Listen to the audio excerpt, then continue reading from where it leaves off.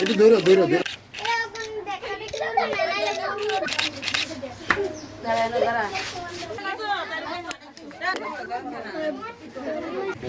24শে September অর্থাৎ কাল NSS day উপলক্ষে আমাদের Agartala women's college NSS unit প্রত্যেক বছরের ন্যায় এবছরও আমরা এই ইন্দিরা কলোনি গ্রামে এসে এই এলাকার মানুষদের বস্ত্র বিতরণ করছি। আর আমরা চাই যে এই কর্মসূচি যেন অব্যাহত থাকে।